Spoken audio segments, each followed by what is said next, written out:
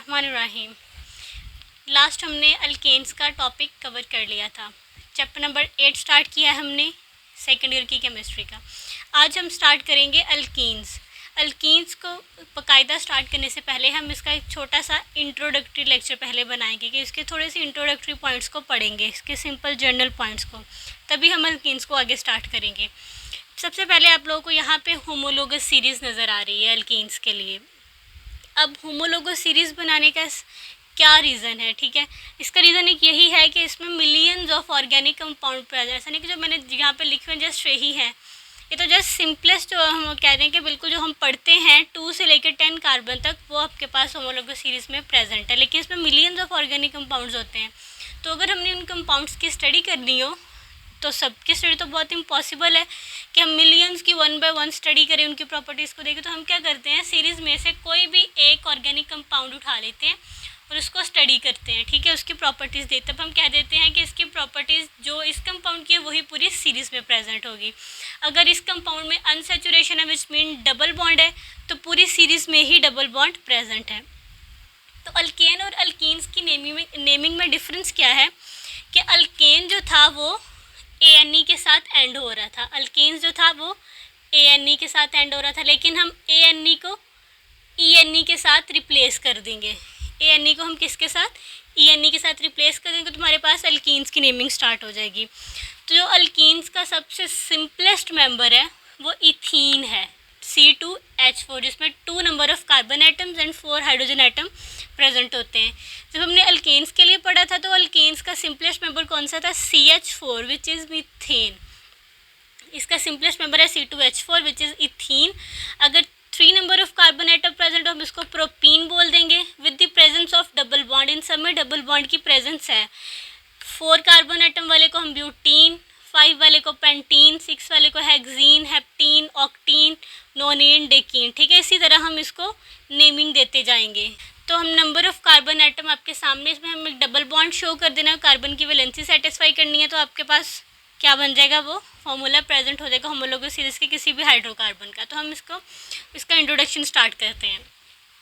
Alkenes have 2 hydrogen atom less than alkanes, के जो alkenes हैं उसमें 2 हाइड्रोजन एटम कम होते हैं एज़ कम्पेयर टू अल्केन्स, ठीक है। कैसे है, CH3 को आप लिख के देख लो, इसमें डबल बॉन्ड प्रेजेंट होता है अल्कीन में, ठीक है। तो अंडरस्टूड बात है, सबको पता है। अल्केन्स की बात करें, इसमें CH3 ये है इथेन, ठीक है, ये क्या है हमारे पास, इथेन।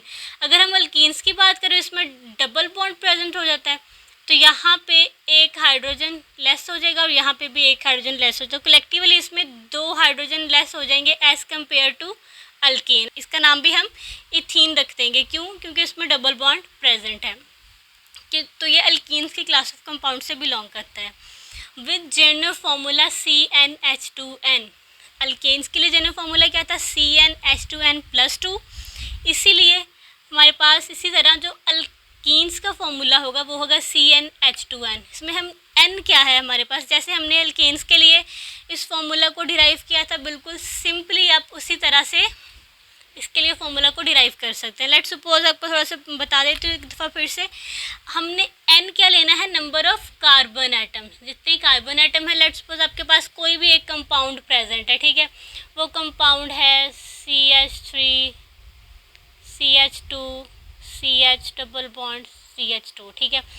अब कार्बन एटम को आप इजीली क्लियरली नज़र आ रहे हैं कि 4 कार्बन एटम है। अगर आपने नंबर ऑफ हाइड्रोजन को फाइंड करना हो तो आप कैसे करेंगे, ये तो बिल्कुल छोटा सा है ना, आपको सिंपली एग्जांपल दे रही हूँ। आप कोई बहुत लंबा कोई ऑर्गेनिक कंपाउंड है, इसमें सिंपल कार्बन एटम गिन ले और n को, कार्बन एटम जो आपके पास आएंगे 3 होंगे 4 होंगे, n वो होगा, ठीक है, वो होगी n की वैल्यू। अब इसमें कार्बन एटम कितने हैं, 4, तो हम n की जगह क्या पुट कर देंगे, 4, 2, और इस n की जगह भी 4 पुट कर देंगे। तो आंसर हमारे पास है C4 और H क्या है, 8। तो ये हमारे पास किसका फॉर्मूला है, ब्यूटीन का। इसी तरह हम बहुत से ऑर्गेनिक कंपाउंड्स के जनरल फॉर्मूला के थ्रू उसके number of hydrogen atom easily find out कर सकते हैं। नेक्स्ट है alkenes designated as unsaturated hydrocarbon. ये ऑलरेडी मैं पॉइंट क्लियर कर चुकी हूँ, इनमें अनसेचुरेशन होती है क्योंकि इसमें डबल बॉन्ड होती है, इसमें एडिशन रिएक्शन होते हैं। अल्कीन्स में तो सब्स्टिट्यूशन रिएक्शन हो रहे थे, लेकिन इसमें एडिशन रिएक्शन होते हैं क्योंकि इसमें एबिलिटी होती है to add other atom without substituting any H atom.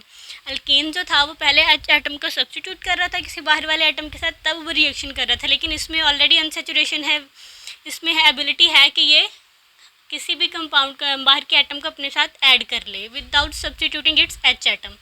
Next alkenes are commonly known as olefins, के अल्कीन्स को हम ओलिफिन्स भी बोलते हैं। जैसे हम अल्केन्स को पैराफिन्स बोलते थे, उसका मतलब है लेस रिएक्टिव। इसको ओलिफिन्स क्यों बोलते हैं? क्योंकि ये एक लैटिन वर्ड ओलिफेंट से निकला है, उसका मतलब है ऑयल फॉर्मिंग, ठीक है।